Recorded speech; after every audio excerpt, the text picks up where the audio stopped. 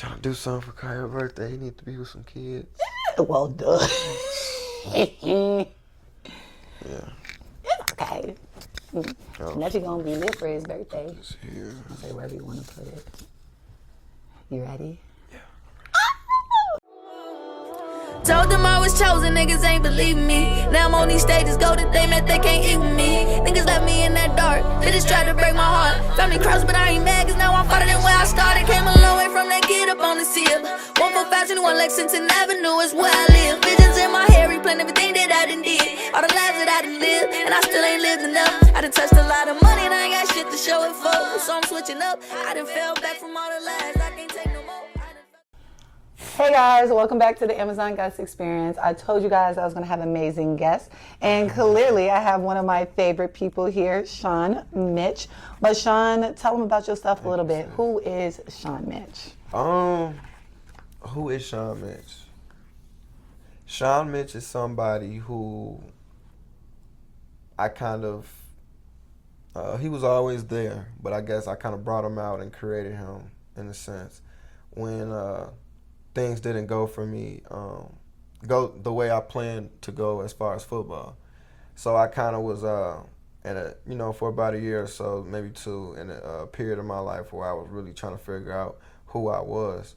Of course, Shawn Mitch is just short for Shawn Mitchell, but I always knew I would be an entrepreneur. Growing up watching my parents, they kind of instilled the entrepreneur mentality inside of me at a young age. So regardless of me going to school and, getting my degree or whatnot, I always still had intentions on using that degree towards whatever business I chose to pursue or create. I guess you can just say I was just kind of on a long self journey, and then Shawn Mitch kind of just came on its own when I didn't want everybody knowing my government name, and then playing football, they called me Mitch on the football field, because they typically call you by your last name, but they shortened up Mitchell with Mitch on the field. So just kind of stuck. So I love it. I embrace it, and then I kind of just I'm excited to see where my name continues to grow, what rooms my name comes up in, and things of that nature. So. Okay. Well, speaking of names coming up in, different rooms, how did the Amazon goddess, or Aliyah, because you actually met me as Aliyah first, how did you meet me? I want them to hear from your perspective, not mine. Well, it's so crazy how the world is, because I go through this all the time. I have a friend that I played football with in high school, and he's currently on the production team for Zeus, like Baddies Africa right now. And me and him literally be watching each other's story, and we finally got on the phone, and he was like, I was like, yeah, bro, I feel like you're doing so much. I feel like I got to have all my ducks in a row before even reaching out to you. You know what I'm saying? And he was kind of just like, bro, it's crazy you said that, because I feel the same exact way about you. You know what I'm saying? And I kind of feel like that's how me and you was before we kind of really locked in. I feel like I knew who you was. Your work always spoke for itself.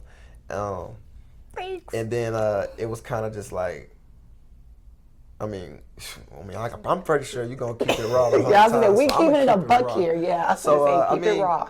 I heard through a friend, because everybody has their past and their college days or whatever. And just so y'all know, I lived my best life in college. Okay, I ain't even gonna cap.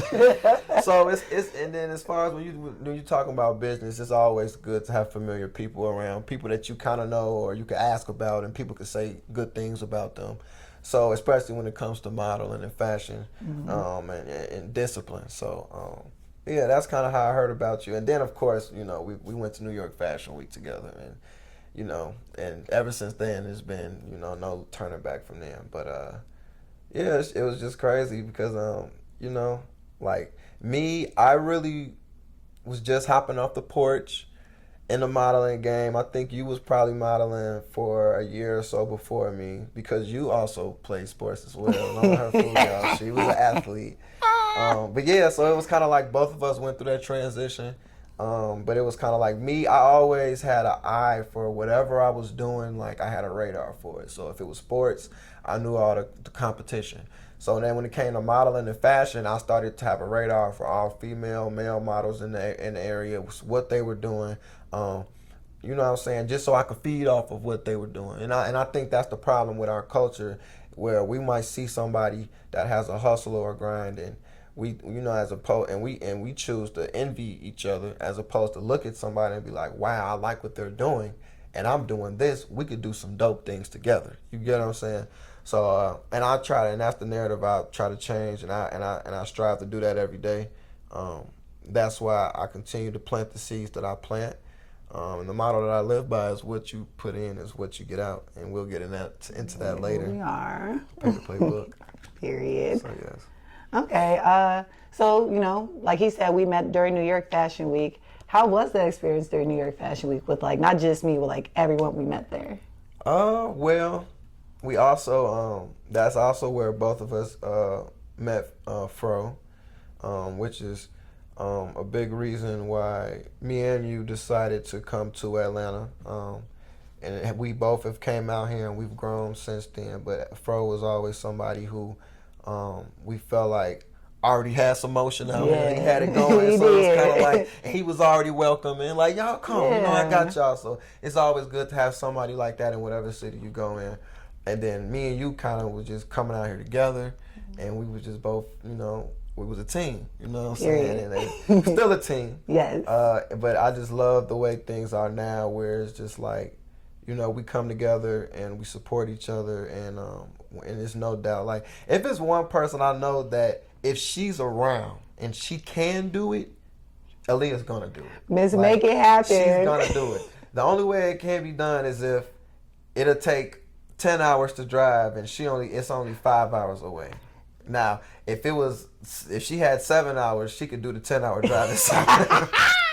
She gonna make it happen. But I'm telling you, like, that's why I love Aliyah so much. I love you. I got to give you your flowers while you're here, while you can smell them. I'm very proud of your platform, the Amazon Goddess Experience. I was so excited when you asked me to come on here, because it's just, again, a part of the seeds that you was planting when you first came to Atlanta. Mm-hmm. You get what I'm saying? And I saw the process, and that's the thing that, again, we talk about people being envious of each other. Y'all don't know the half what this lady went through when she first came to Atlanta. You get what I'm saying? Y'all don't know what I went through. Y'all don't know what anybody goes through. So for people to judge, for people to think of anybody in any negative light, it just reflects, it's a bad reflection on yourself and your heart. Yeah. You get what I'm saying? Because we was all put on this earth to love each other. You know what I'm saying? And I'm going to continue to preach that until I'm 6 feet under. You know what I'm saying? But I just feel like, if you keep moving off of love and doing what you've been doing, I feel like you're going to continue to grow. And I just wanted to let you know I'm proud of that. So, thank you. And since you mentioned perception, with your brand PaytoPlay, especially working in nightlife, you get a lot of perception. And I've been there first and foremost, so much. First and foremost, yes. You probably heard people say crazy stuff to me. Like, let me tell you a crazy story. I was at a casino in Chicago, and there was these two old ladies behind me in line. I'm waiting to put my ID under the scanner to walk in. And this lady behind me was like, PaytoPlay, how much you worth? And I just say, hold on. Excuse me, miss. Like, hold on. I'm not for sale. I'm not for sale. Crazy. And then I really went into depth about, you know, this is my company. I showed her the Instagram page. I showed her you. And she's like, oh, she's an amazing model, you know what I'm saying? So it was just like, yeah, you know, we do a lot of work, and it's what you put in is what you get out. And if you think of the meaning, if you think of literally the words pay to play, like if you go anywhere, if you go to Chuck E. Cheese right now, you're not playing on any machines, any games unless you put it in your coins. You get what I'm saying? Mm-hmm. So that's another chapter that's in my book as well. You got to pay your dues. You know what I'm saying? You can't expect to receive your blessings and get the things you want out of life if you're not putting that same energy out. Yeah. You get what I'm saying? So these are just things that you got to do, and whether you want to accept them or not, if you don't accept them, you're just in your own way and hindering your own success. You know what I'm saying? So it's like certain things they didn't teach us in school that you kind of got to figure out on your own. You know what I'm saying? And it's like, you know, I try to give everybody the game in here Yes. Again, like I said, you can find this book on the PaytoPlay ENT website. Y'all need this book. Yes. Okay, and I'm not being biased. I actually read it myself because I have a copy at home. Yes. Y'all better read it. Because, like, speaking more on, like, you know, we weren't taught this in school, like, how to, like, mentally accept it. Kind of give them a little bit of, like, how you yourself was able to accept all the perceptions that you got being in nightlife with your brand.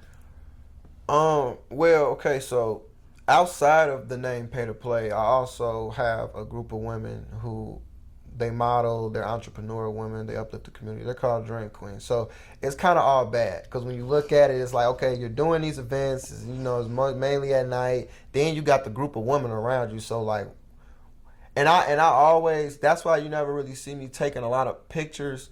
It's been times in my life where I might see other dudes like doing it and it make me feel like, you know, I could have been doing that. So I might slipped up and took 1 or 2 pictures just to try to, you know, but see, that's even because I'm not perfect. You know what I'm saying? So, but me, when I'm in my right mind, when I'm, you know what I'm saying, in the right mind space, I don't really typically do that because I don't want to put out that Hugh Hefner perception, or that's not what I'm into. You know what I'm saying? Now, granted, I'm blessed. I feel like, you know what I'm saying, I'm an attractive man. So, you know what I'm saying, what's going to happen and what's going to come is what's going to come regardless. Like, the blessing's going to come. And on top of that, when you know how to talk to people, you know what I'm saying, people are going to want to be around you. Exactly. When you know how to make people feel good, people are going to want to be around you. And I feel like that's something I kind of specialize in.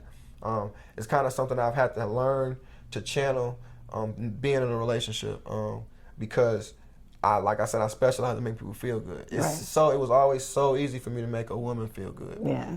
Without crossing the line and overstepping boundaries, and still she knows that Shawn is still being professional. Yeah, and I'm gonna speak on that real quick because this is literally bro.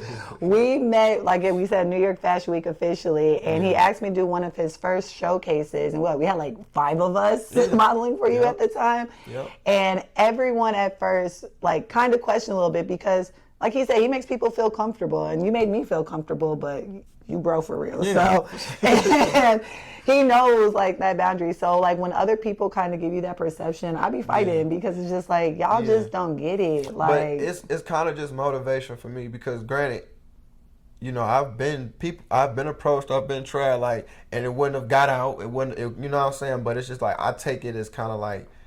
I honor other people with discipline. You know what I'm saying? And I see myself as a man of discipline and a man of honor. So it's like when I get put in those situations, it excites me to know that I overcome them. You know what I'm saying?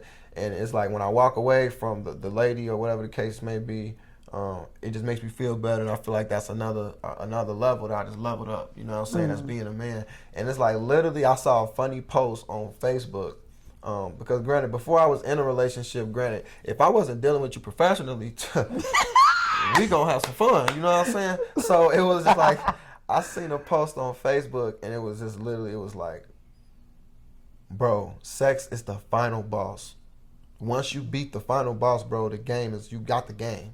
Like, you level up completely, like you your final self, like, and it's like, as like literally, not even as a man, but as a woman, like everybody, like, I feel like we literally we don't take sex serious. Just like people use the word love loosely. Like, you know what I'm saying? Like, I feel like we don't take, everybody's just out here having sex. Granted, I was one of those people at a point in time. You know what I'm saying? I was lost.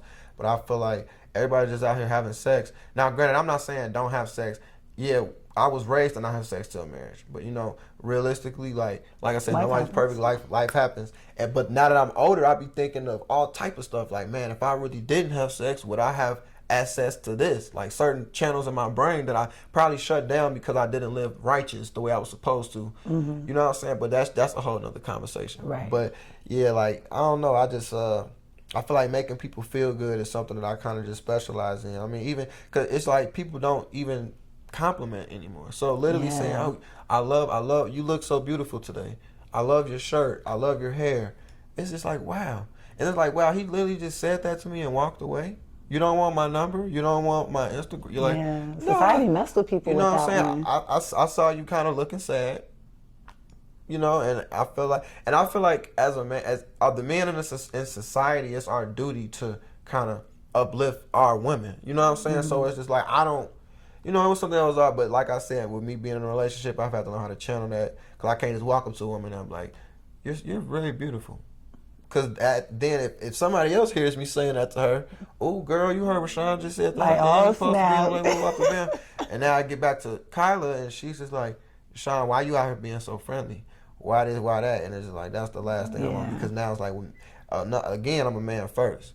So with me making a commitment, being in a relationship, okay, now as a man, I have to do right by the woman I chose to be with. Right. You know what I'm saying? And that's number one priority at this point. You know, well, beneath God. You know what I'm saying? But it's God and family. So, you know, it's just got to know where you stand with everybody, know where they stand with you. KYP, know your personnel. Because you can't really be in your feelings about too much. You know what I'm saying? And yeah, that's Okay. Yeah. Okay. Well, speaking on you guys' relationship, you and Kyla, hey, y'all, I'm the reason that they met. Kind of talk about that and kind of how it developed from that showcase to like in Chicago now to us here in Atlanta. Yeah, so basically, Aliyah already brought up how she was a part of my first fashion showcase and whatnot. So we kind of, after that, we kind of grew, the ball was rolling, and Aliyah was just on point. She bringing in models. She organizing the show behind the stage. She's actually even helping models walk, like giving them classes. She's just make it happen, doing it all. And it was like one day and she will attest to this. She will vouch. I never ever, when it came to the Dream Queens, I didn't sleep, didn't touch with not one Dream Queen. You get what I'm saying?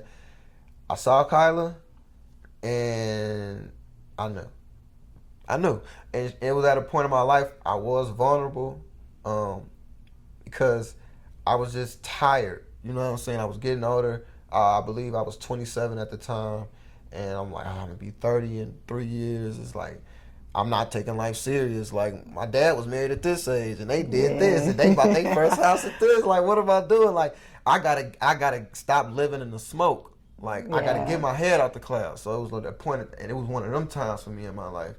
And then I was living right. I was celibate for 3 months, and that was so long for me, because I've never done that before. So I was proud of myself for that. I was proud of you too. Yeah, and then I was dealing with a young lady where I was coming to Atlanta, seeing her. And she was in South Carolina, and we was both flying out here because we was both a part of FY, and we was shooting the show with a stylish show or a camp show, reality show. And then I had basically let her know, like, I don't want to just keep, doing what we doing. Like, I want to have something serious. Like, I'm finna go ahead and make this move to Atlanta. I'm finna get a crib. I want you to move out here with me, move in with me, and like, let's be for real.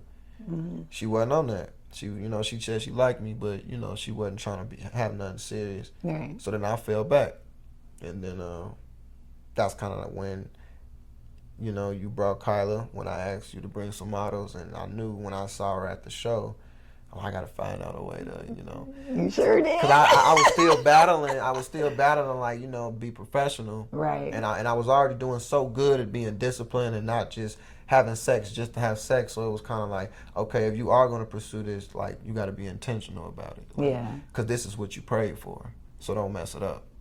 Don't fuck it up. You done already messed up enough. You know what I'm saying? That was my biggest saying growing up. Major setback, a minor setback for a major comeback. Like, I'm tired of the setbacks. I'm tired. And women will do that. And True. For a woman, a man will do that. So it's just like, I was tired of the setbacks. And yeah, so the rest is history. After that, I believe I told you to have the girls come for our after party, and then we kind of chopped it up, played some games, played cards, and then me and her was just texting nonstop after that, and I just couldn't wait to see her again. It was like a burning, and I knew, like, because I'm not a texter though. I don't like. You're not. Any girl that dealt with me, anybody that dealt with me in the past will let you know, like. Yeah, Shawn is terrible at communicating when it comes to texting. I don't answer the phone because I just be feeling like the world created phones, and it's just like, y'all trying to tell me I have to talk to people when I want. Like, not saying like I'm not important, but I just feel like I take my energy very serious, and I feel like you know, people know, like, if it's an emergency, they'll just keep calling or text 911. It's an emergency. Then I'm going to immediately, you know what I'm saying? But Yeah. if you call me, for the most part, you know I'm going to call you back. And it's like when I call people and they don't answer, I don't be in my feelings. I'm like, okay, well, they know I called. When they're able to call me back, they'll call me back. Like, Right. And if it was an emergency, I would text you, hey, emergency, hit me back ASAP or something like that. So it don't really be that deep to me. But it is deep when you have a partner. Cause you better answer the phone every time. Like, what you doing? Yeah, like, Please, because if I get a message from her, like, why you answer the phone? Yeah, Listen, I so don't know. That's good. Boy, you better answer. Although when you got money on the line too, that's different. Oh, yeah. So that's another Big story. difference. Then whoever it is, you got to put them on your favorites for the day or whatever, the week, whatever y'all got going on. But yeah, it's it was and now to where it is now us being in Atlanta, having Kanye and his birthday being tomorrow, it's just it's also real surreal. Like, you know, this is you know, these are days I pray for real. Just to be able to be the man that I was raised to be, and every day show it. You know what I'm saying? Because literally every day being a father is you got to be, you know, have your best self on every day. Because he waking up every morning, he open his eyes, stretching, yawning, and he look, Daddy. What is Daddy? I'm getting up brushing my teeth. Where's my toothbrush? I'm going downstairs. He coming down. Like, he watching everything I'm doing. So it's just like, it just make you move a little more, you know, particular with everything. Yeah. So I everything. love that for you, especially watching like all that happen, all our conversations, like talking about what you want. I was just like, oh, I love that for Big Bro. I'm so excited for him. Thank you. But of course, you know, we always talk about during this conversation, like the ups and downs of everything. But I've told you this, and I've showed like people on my social media platform, a lot of people don't like to show the bad of everything. Like last year when I went to Miami Swim Week, I was booked for 3 shows. Dev, of all of them, I got dropped. So I didn't get to model. But as a businesswoman, I succeeded, built relationships, all that. Exactly. But it happens with literally everybody, like even us. Right. Kind of like share your viewpoint of kind of like our little, I guess, separation, I'm going to call it, from our friendship. Well, first and foremost, before I get into the separation part, you're gonna take losses with any business that you try to start. Like that's it's inevitable. It's bound to happen. That's just what comes with being a CEO. I vividly remember times with me when I was first starting and getting it going and going to Atlanta or going to Houston. My first show actually in Atlanta. I believe I had to pay out maybe $2,500 in expenses, and I was so excited about the show and just wanted people to be in the building. And I had a lot going. I didn't have everything in order, so my door person really was walking around a lot. A lot was happening. Just stuff that's not supposed to be going on. I go to the door at the end of the event, and it's probably like $100 in the box, and I'm like, okay, well, I just paid for the venue. I just paid for the DJ. I told the models I'm going to pay them. You get what I'm saying? So now it's like, now that's that situation. And mind you, I'm a man of my word. So now it's like, now I'm in my own head thinking I got to do something to pay the models. I'm already in the hole. But then, you know, like I said, I'll be wanting people to have some grace because every show that I was doing up until that point in Chicago, I was paying my models. And I was the only person doing that. So for the people that was so-called with me and behind me at that time, I would have expected them to kind of understand and be like, if Shawn really made money, he would have paid us. It ain't like Shawn finna make money and try to hold it. Like, I've never been greedy. I ain't never been fucked up or, you know, about whatever. You get what I'm saying? Because there's so much going on. But, you know, it was a little side conversations about because I didn't pay the models during that show. And, you know, the things like this I don't like because, like I said, I'm a man of, I believe in doing good by people and things of that. So it's like when people get to speaking bad on my name, and mind you, everybody's not going to like you. Right. There's nothing you can do about that. But it just kind of does make me feel away because I feel like I do go out my way to do a lot of things for people and then they don't appreciate it for real. But it is what it is. But as far as the separation, that was a major hit for the brand for sure because, you was a part of, PaytoPlay is still growing. But I want to say from if we doing 100 levels, you was a part of from level 15 to 70. You get what I'm saying? Like you was a part of a major bulk of getting it to where it is today. You know what I'm saying? So when you left, granted, I knew how to run a show on my own, but it's not the same. You could try to put other people in place, but it's not the same chemistry. Me and you, we had that experience. I didn't have to say one word to you, and you knew exactly what I was looking for. You knew my vision. You know what I'm saying? So that was something that was definitely missed, and I know you know that. But the separation aspect of it, it kind of just, I just really just avoided it, if you want to be completely honest. Because originally, you know what I'm saying, like we was living together, and then once I came back from Chicago and you was gone, it was kind of just like I guess at this point, I'll see her when I see her type of thing. Yeah. I'll love her from afar, make sure she's not on the street. You get what I'm saying? Or living in her car. And if that is the case, then I'm going to have to knock her upside her head and drag her ass back home. Drag is crazy. But when I knew you was good, you know, I spoke to you. You said you had got your own place, and I was so happy for you. I'm like, okay, good. That's what, and I was like, at the end of the day, that's what we said. I said, Aliyah, you come out here, we come here together until you was ready to fly your wings and spread. So it was like, I couldn't really, it really wasn't, and when I thought about it, it was like, I mean, what is there really to be mad at? You and Kyla had made us. It's like it was nothing to really be mad at. Only thing I was mad at was that you left and didn't even tell me. But it was kind of like, but why is that a reason to really be mad at somebody? Because you want them to grow. You want them to, you know what I'm saying? So it was just kind of like, it is what it is. Yeah, but that's why I tell people, like, kind of express themselves more, especially show more of the bad, because I take my own accountability in that situation, because I usually don't have issues with anybody that I work with. But you were expecting me, because I'm usually very sensitive with you. I was expecting you to stay out of it, but you weren't staying out of it. Yeah, that's what happened. But I feel like it's because I wasn't sensitive, because I told you I wanted you and Kyla to talk about it on the phone. And you said, I really want to talk about it with her in person. Right. And I feel like you felt like I wasn't sensitive to that. And that kind of really pushed you away too. When more so, I was just like, you know, Aliyah, I don't have time for this. And I felt like I could have been more sensitive. But in my head, I'm just thinking like, you and Kyla arguing again? I don't have time. You gotta think y'all done argue so much. So look, literally, get over it. Y'all talk about this shit, because when we come back to Atlanta, I don't want y'all arguing over the same shit. Yeah. Like, that's literally a headache. So I'm just like, that's how I'm thinking of it. I'm thinking of it like, what, sis, get over it, blah, whatever. Like, bro, sis shit. Like, you know what I'm saying? Yeah. Like, it wasn't that was our first time ever having any relative tiff at all.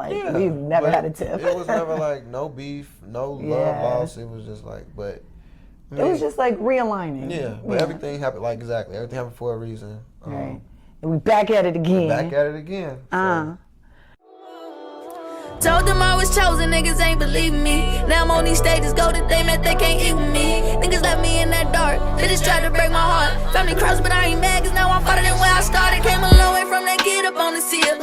145 1 Lexington Avenue is where I live. Visions in my hair, replaying everything that I done did. All the lives that I done lived, and I still ain't lived enough. I done touched a lot of money, and I ain't got shit to show it for. So I'm switching up, I done fell back from all the lies, I can't take no more. Mr. Pay-to-Play, your book, right? Kind of give a little people more insight of like what's entailed with it. Not too much, because they better get it and read it. Yes, please grab this book.